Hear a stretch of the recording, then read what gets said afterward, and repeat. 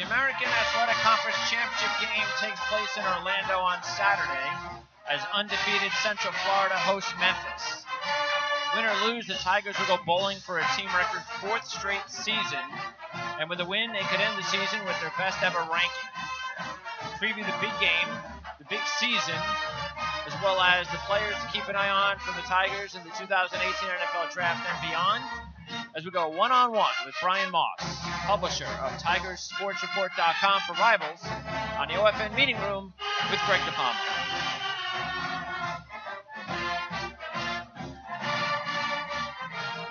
All right, it's November 28th, 2017. I'm Greg DePalma. Thanks for tuning into the OFN Meeting Room as we talk Memphis Tigers football with Brian Moss. Brian, thanks for joining us today. I appreciate you having me on. How you guys doing? Doing good. And, boy, you know, I got to how long have you been covering the team for? It's been about 10 years now, 10, 11 years.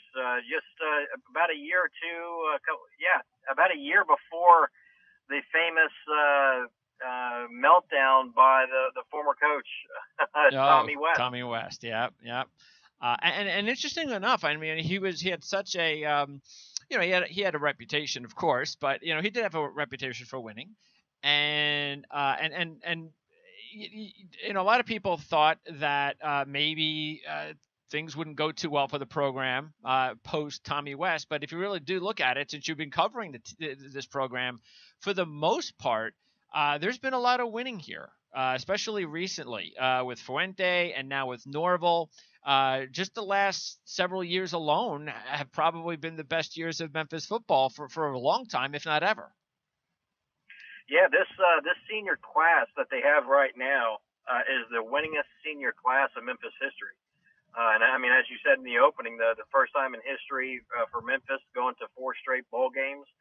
So this is really uncharted territory for Memphis fans. And I mean, it's great. If you're a Memphis fan, definitely a great time to be alive, because, for the longest time, it was known as a basketball school, and everything was about basketball. I mean, Coach West really started, had some winning, but the university wasn't truly behind, the football program, or else, we would have been talking about success, before now. Sure. But once Tommy West had that famous meltdown and went on, ESPN, saying get behind the football program or shut it down. I mean, they tried to go hire, an alum, in Larry Porter. The football program, the admin still wasn't behind it. So after 2, losing seasons, finally the fans stood up and was like, all right, we're serious here. We need to have a good football program. And they finally got an AD that is football oriented, finally got a president that, puts money behind football, and okay, the rest cool. is history. I mean, they hired Fuente, and, it took off. Well, Calipari's not here anymore, so is this now a football school? When you could talk to 10 different Memphis fans, and you'll get half that will say it's still a basketball school, Okay. and half that will say it's a football school now. So That's good. A little internal battle between, if it's a football school or a basketball school. But I think deep down, Memphis will always be known as a basketball school, because it's just always been that way. But now they have to share the limelight with the football program, and quite frankly, the football program is a lot better than the basketball program right now. That's right. And again, championship game coming up, so this is big. And really, if you look at it, you got the best matchup possible for the conference, because you have both teams are a combined 21-1 this year. And, of course, the one loss was when these two teams played. The makeup game that was scheduled for September 9th, postponed till September 30th. Central Florida winning the game rather easily, 40-13. They racked up over 600 yards total, 350 on the ground, 4 turnovers for Memphis, 3 interceptions for Ferguson. What was it about that game specifically that Memphis just didn't have it in them? And by the way, Central Florida, as you know, have beaten Memphis 10 straight times dating back to 2005. Yeah, but that's before they were in Division I. So they definitely have the Tigers' number. And that night, that was the Tiger. You take a look at the entire schedule for the entire year for Memphis. that was their worst game. Yeah.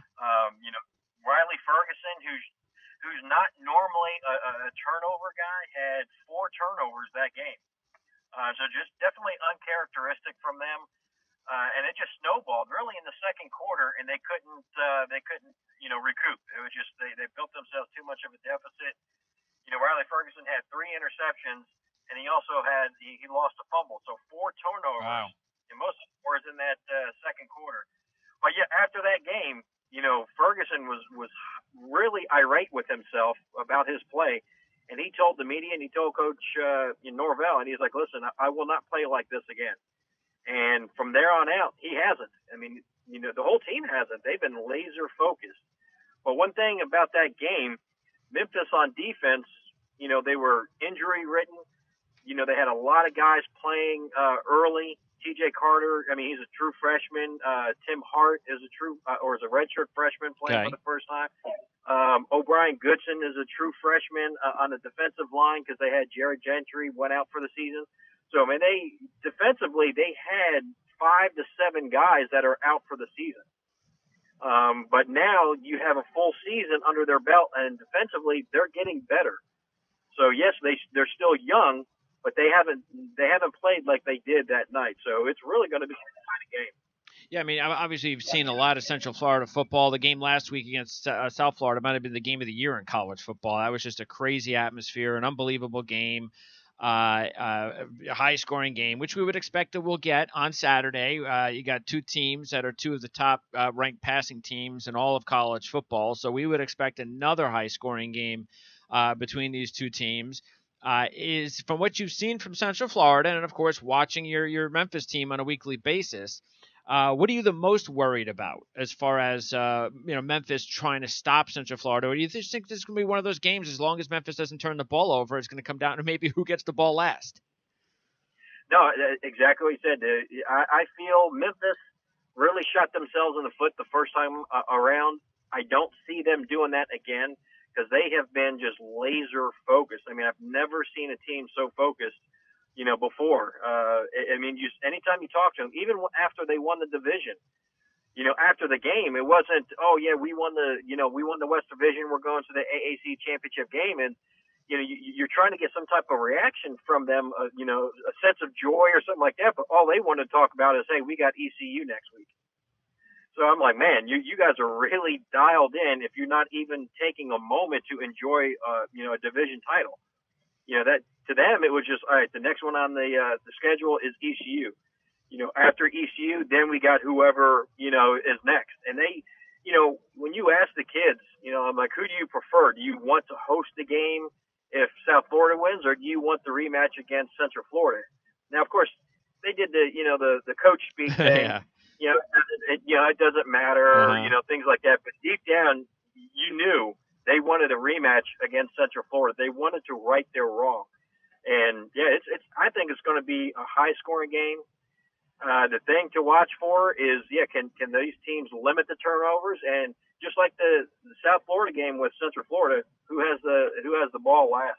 Well, both programs have 2 incredibly rising star young coaches, and second-year coaches as well, Mike Norvell and Scott Frost. Of course, Frost has got the name recognition with Nebraska, and who knows? I don't know. Do you think? I know we had talked to Mark Daniels about, maybe about a month ago.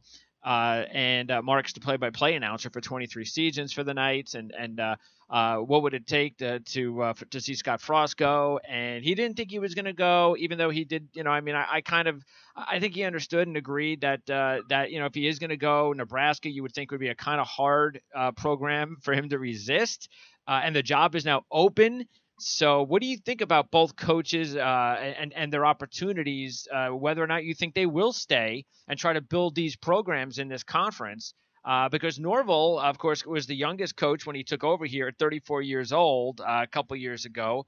Todd Graham, who just got let go by Arizona State, he was coaching there under Graham and had some successful seasons there with the high-powered offense. So I know everybody's talking about Frost, but the coaching fraternity and the ADs, they know how good Mike Norvell is and what he's done for the program. So what do you think about the future of both coaches? Yeah, I mean, both coaches are bright. I kind of lean towards, Coach Frost leaving rather than Coach Norvell, because a couple of weeks ago when rumors started, coming about like, who's out there and Coach Norvell's name started surfacing. Coach Norvell, held a team meeting and addressed everything. Everything was out in the open with the players. Now, we weren't privy to that, conversation or that meeting, so I don't know exactly what was said. But after that meeting, players, you really didn't see them being concerned at all that their guy was leaving. But when you talk to Coach Frost or no one's ever said he's had a team meeting with his guys to calm nerves or anything like that. Coach Norvell talks more about loving the city and being around Memphis for the long haul rather than Coach Frost. So, okay, yeah, I see Coach Norvell. I'm more of like a 70% chance that he'll be back next year because that Arkansas job scares me. But with Coach Frost, I'm more like 30% he'll be back. I really think there's better chance that Frost leaves than Norvell. Well, that's the thing, as you mentioned. Sometimes it just, I mean, of course, for Coach Norvell, because he went to Central Arkansas. I mean, he played at Central Arkansas. It's not like he's going to go coach there. So if he's going to coach anywhere, yeah, Arkansas would be the job. And lo and behold, that job is open. So it is interesting that both of these hot coaches have maybe you might think the one job that could tempt them more than any other jobs out there right now. We'll find out whether or not what happens definitely after the bowl game, after the championship game. And we usually get these things pretty soon. By the way, being in Memphis, what do you think about the whole situation at Tennessee? Of course, the thing that went down recently was pretty ugly the last couple of days with Schiano. But is that what do you think is going to go on there with the coaching situation? Yeah, I mean, to me, that was completely nuts. I mean, I'm married to a Tennessee Vol fan, which makes it an interesting marriage. Okay. But I think it's sad that fans would attach him and call him enabler of child rape and stuff. That was deplorable. I mean, you don't do that. When you have, out of all the victims, that came out, none of them pointed their finger at Coach Schiano. So, I mean, you have one little deposition, and I think McCreary's testimony changed like 5 times. I mean, when you take a look at it, I always revert back to a reporter who would covered the story thick and thin. That's Dan Wetzel from Yahoo Sports. And I encourage anybody to go read his articles, about it. And he laid everything out that, it was, even the authorities didn't really believe him that Schiano knew anything about it. So to tie him to that, I think was unfair. Now, fans, if they left that alone and just said, hey, he's a defensive guy, he's not a player type coach. He's really hard nosed, old school. We don't want that type of coach, at our university. Yeah. That I'll buy. Yeah. I really don't think he was a good fit there. I just think it was unfortunate the way it came about. But, because that's just nuts in this day and age. I can only imagine, what life would have been like in the 90s if we had, Twitter with some of the stuff that was going on back then. But, yeah, different world nowadays. It's just nuts. Now, would that job opportunity, would that surprise you at all if Tennessee picked up the phone and they wanted to talk to Coach Norvell? I wouldn't think they would go that route. Knowing Tennessee fans like I do, that they have the tendency of holier than thou attitude. And hey, I'm married to a Vol fan. My in-laws are Vol fans. And they have that. They have that attitude as they look at Memphis and they use the term Tiger High.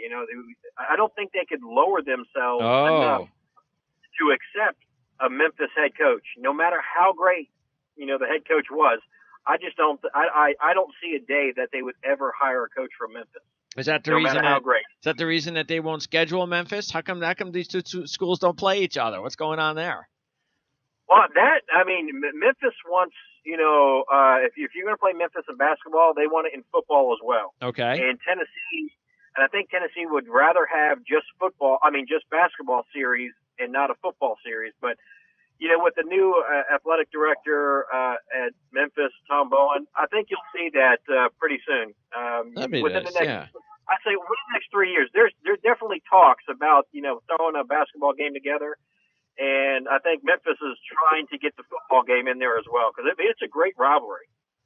Yeah, and for fans, that's what the sport's supposed to be about. That's what sport's supposed to be about, period. And this is what we want to see. We want to see, especially with Memphis playing as well as they have, and not to believe that that's going to change anytime soon with the way things have gone recently. And now, of course, you lose Riley Ferguson, so that anytime you lose your big time quarterback, and then Paxton Lynch before that, that's always going to be a big question and a potential issue. Is there somebody waiting in the wings? There's actually two guys, and they've been battling out for a backup spot.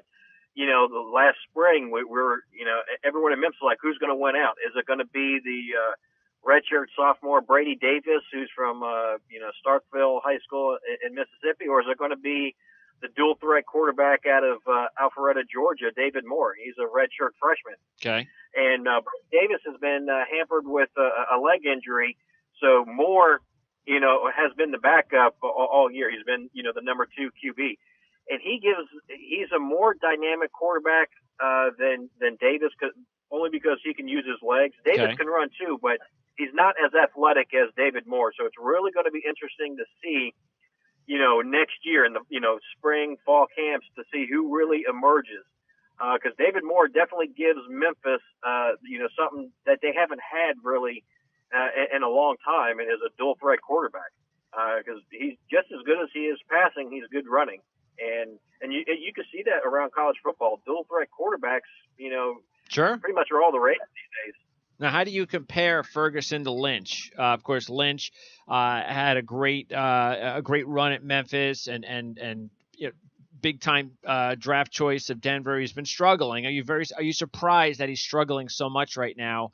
And what do you think about Ferguson as a pro? Right now, he's definitely a player to keep an eye on as far as Ourlads is concerned for the 2018 NFL Draft. So who knows? Maybe we'll see Ferguson play in games like the Senior Bowl. You know how a lot of the big seniors will, those games, I don't want to mess with those games, and that gives opportunities for guys like Riley Ferguson. Yeah, I think a little bit surprised that Paxton Lynch, has struggled because he was always a student of the game at Memphis. Definitely can make all the throws, and he's been injury ridden, so far in his pro career. So I don't know if that's messing with his mind a little bit. But of course, the pro game is a lot different. It's more mental than it is at the college level. So. He's a smart kid. I think maybe the injuries has gotten to him a little bit. Okay. As far as Ferguson, different type player. Now, Lynch and Ferguson both can run. They seem to choose not to, but they definitely have the ability to run, but they're more pocket passers. And the way I see it, Ferguson tends to rely more on one receiver or two receivers than Lynch did. Lynch would throw it all around. I think he would do his progressions a little bit better than Ferguson. Ferguson can do it, but you just have Anthony Miller as your number one receiver. It's kind of hard to not throw to him. Sure. So it may be that Ferguson he can make all the decisions, he can go through his progressions, but he just has such a special wide receiver, at his disposal. You got to give him the ball. So, I'm really interested to see how, Ferguson does if he goes to, a Senior Bowl or something like that. I don't see why he wouldn't, but, he has the ability. He definitely has the ability. I think Lynch has the better arm, but as far as decision making and things like that, both of them are the same in my opinion. All right. Well, I know Dan Shonka helps to put the East-West game together. Maybe we'll see Riley there as well. All right, you spoke Anthony Miller. He right now is, as of the brochure that came out for Ourlads recently on the draft, he was the 10th rated senior wide receiver for the NFL draft, and he's had a great career, 1,400 yards receiving last year and over 1,200 yards receiving this year and 14 touchdowns. So How does Anthony Miller rank as far as you're concerned from the receivers that you've seen at this program? He's by far the most accomplished wide receiver in Memphis history. Okay. He's broke every major record at Memphis. Isaac Bruce went to Memphis. I mean, he broke his records. So he has the most catches, the most yards. I think he also has the most touchdowns. I mean, anything a wide receiver can do, Anthony Miller has done it at Memphis. The guy is just impeccable character. I mean, he takes time before and after the game to speak to kids. He's a great young man. The knock on him is he's a little bit too small, and he's battled that his entire career. He didn't have one Division I offer coming out of high school. And, he's a Memphis kid, so he grew up watching Memphis, so he walked on at Memphis. He didn't even have a scholarship. He walked at Memphis. So he went from a walk-on to the best wide receiver Memphis has ever produced. I mean, he has hands. He can catch. He's not the quickest guy, but he does have some speed. To be the 10th wide receiver in the draft, I think that's low. And I think he's been underestimated his entire life. I think that will go into the NFL. And I think whoever gets him, he's just going to carry that chip on his shoulder and just run with it. I think he's going to be a fantastic wide receiver in the NFL. All right. Well, you know what they do, especially him being a senior and also the All-Star games will be at, but especially the combine. All right. Like you said, all right, how tall are you? And all right, if you're not, for a receiver, if you're not, 6'1", 6'2", minimum, then you better be really fast. And I mean, look at Ross. I mean, Ross hasn't basically played it down. I know he's injured, but I thought he was way overdrafted.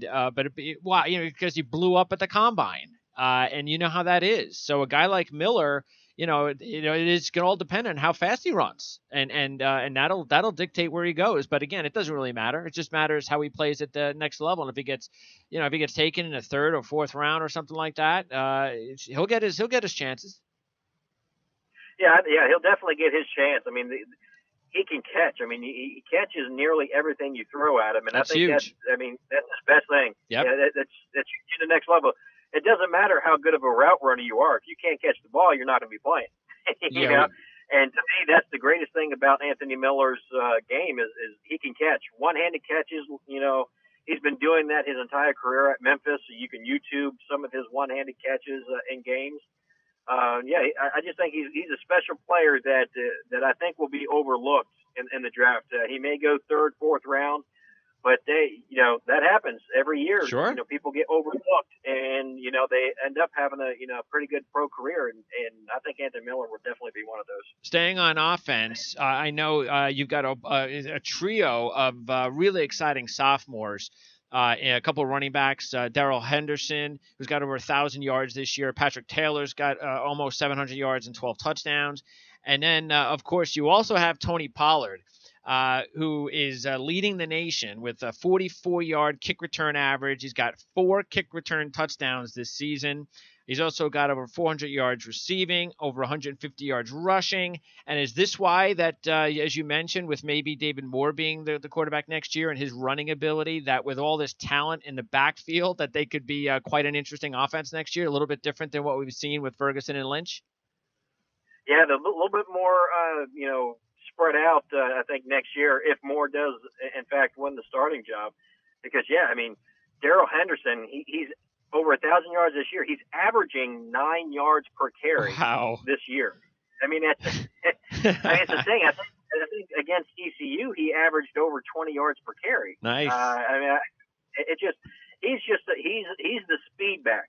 I mean, that kid is fast. Patrick Taylor is a tall back. I mean, I think he's 6'3", 223 pounds. He has some speed, but man, he loves to hit people. And he had over 100 yards last week as well. So you have that thunder lightning type combo. And yeah, as you mentioned, Tony Pollard. The way Memphis uses Pollard, he can, sometimes he'll line up at receiver, sometimes he's a running back. But as a kick returner, that kid is the most dangerous kick returner I've ever seen in my entire life. He had, as you mentioned, he has 4 kickoff returns this year. He had 2 last year. And he has 6 for his career. The NCAA record is 7. and C.J. Spiller from Clemson, and somebody else had 7. But that's over a 3-4 year period, and Sure. here, Pollard has 6 in 2 years. I mean, he gets mad if you don't kick it to him, but I don't understand why teams still try to kick to him, because I mean he's dangerous. But one thing that Memphis does that most teams don't, and the reason why they're successful in special teams is their starters actually play on special teams. You'll see Anthony Miller on kickoff returns. You'll see, starting linebackers, wide receivers. I mean, it's not the backups that are playing special teams. It's the actual starters. I mean, they pull double duty, and Wow. you don't see that very often. Defensively, you got a couple of guys that are rated at our lads. You've got the linebacker Jannard Avery, senior, and also Jonathan Cook, safety Jonathan Cook, also a senior. So those are the two guys that are rated the highest for senior players, defenders coming out from Memphis. Avery's got 6.5 sacks, 18.5 tackles for loss this year, and 2 forced fumbles. Are those the two best players on defense? I would say definitely Avery. Jonathan Cook is a good player, but some of the younger guys have really outshined Cook. Okay. Like a true freshman. We're talking about the future of the Tigers. A true freshman, T.J. Carter, has started since day one, and he's not played like a true freshman. He has 4 interceptions that ties the freshman mark at Memphis. But the kid has gone against UCF, UCLA, Houston, SMU, all these great tall wide receivers that you had to go against. The game that really stuck out to me for T.J. Carter is when they played SMU, Cortland Sutton. I can't remember the other wide receivers. Quinn, Terry Quinn, I think his first name is, but Quinn. They averaged together 15 catches per game. Memphis held them to 5 catches together. Cortland Sutton only had 1 catch. Wow. On Carter. Okay. So I mean, he's a true lockdown corner. I mean, watch for him in the future. But Jannard Avery, guy loves to hit. He reminds me of Mike Singletary. Just the intensity in his eyes. I mean, the guy loves to hit, loves to play, and he's versatile too. So not only did he play linebacker for Memphis, depending on the matchups, you'll see Avery lining up at the defensive end to get more of a speed around the edge.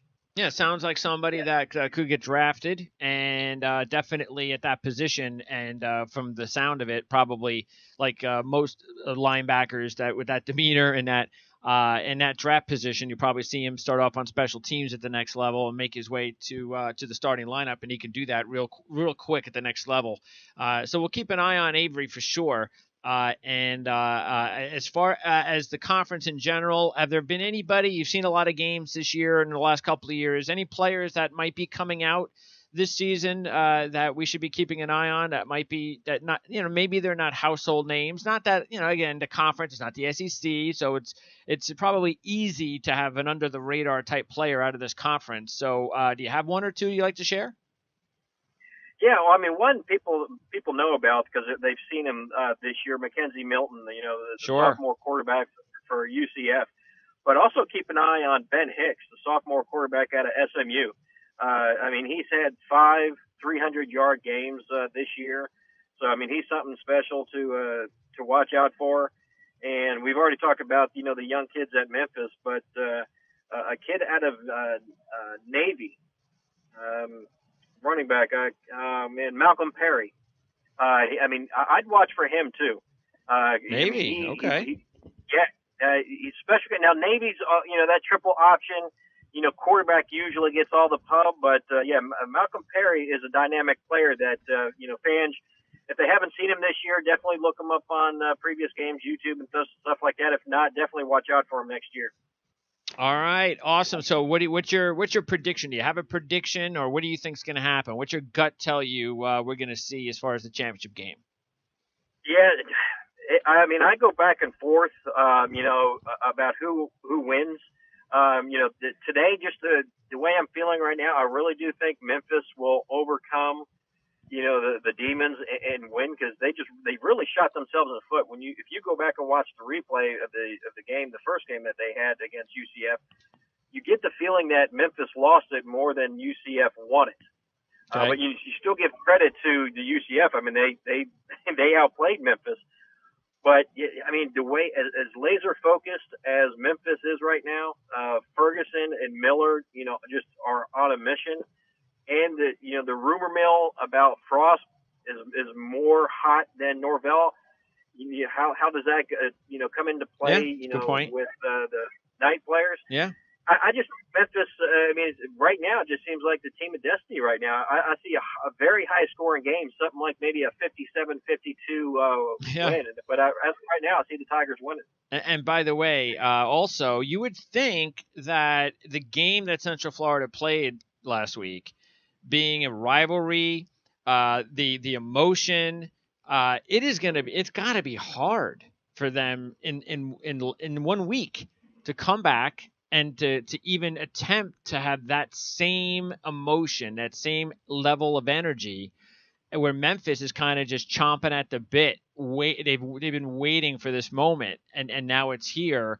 That should be an edge, you would think, for Memphis.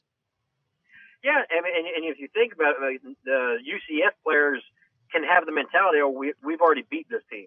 True. Do they have that mentality? They're not going to work as hard during the week of practice because we soundly destroyed them, in the previous game. So do they take that attitude about it? It's just there's a lot of components to this game to watch for, and UCF they struggled early against South Florida, and that's mainly because they were cramping up. They were coming off a short week from the previous time. They were on the road, before that South Florida game. So you had the travel time. They didn't rest as well as they could. So, I mean, there's a lot more question marks for Central Florida, in my opinion, than for Memphis. By the way, Brian, did any reason for you to believe that Josh Rosen won't be the top pick in the draft if he does come out? You got an opportunity to see him at Memphis this year. Just from what I've seen, even just recently in the USC game, I mean, he looked so much better than Sam Darnold. That if he comes out, hopefully he's a healthy player, but if he comes out, he looks like he's the top quarterback to me. What did you see? Do you agree with that? No, I agree. He's definitely a special talent. Kid can make all the throws. He has the football IQ. If he comes out, I don't see why he wouldn't be if not the top choice, the first quarterback taken, for sure. Is there, and the last thing before I let you go, is there any shot that a Central Florida or a Memphis, if they were able to somehow schedule either one of these teams, if they were able to schedule and have one of the games like Houston did with Oklahoma last year, the first game of the season, and win that game, would that be what it would have to, in order for either one of those teams to get recognized for a potential playoff spot? Is that what it's going to have to take in order for them to then go undefeated following a big season like this, and then have the recognition to be considered? Yeah, I think so. Because if you take a look, the closest team that would have done it would be the 2015 Memphis Tigers, because when the first college football poll playoff came out, they were ranked 13th. Okay. And at the time they had already beaten UCLA, who was nationally ranked. Yep. So and then you had and I think that season overall they had 5 top 25 teams on the schedule. Okay. UCLA, Memphis. Navy, Houston. I think. Maybe a couple others, either 4 or 5. But yeah, you have to play them early. The top 25 teams, play them early, get the wins, and hopefully be ranked high enough. And the reason why I always go back to the 2015 Tigers, because that year, they lost it at the end. But, Oklahoma was ranked 15th and got into the top 4. So if Memphis would have went undefeated, I don't see how you could have had a one-loss Oklahoma team jump over them when Memphis was already ranked higher than them, and they would have been undefeated and had at least 4 top 25 wins. So yeah, for any group of 5, I think you have to beat some top 25 teams early in your schedule and get ranked no further than 13th, 14th, and then just run the table. All right, Brian, I appreciate your time. Good luck with the game, and hopefully we'll talk to you again maybe before the bowl game. Where would the bowl game be? Do you is it like an either or situation, or for sure, of Well, course, if they win?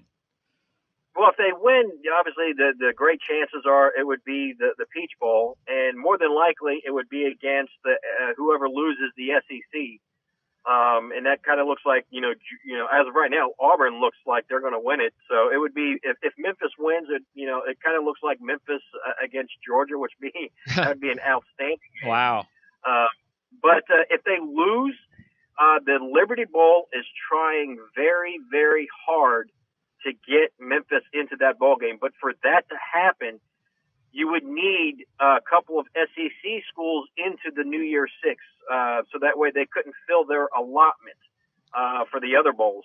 If that happens, then Memphis, the Liberty Bowl would definitely take Memphis.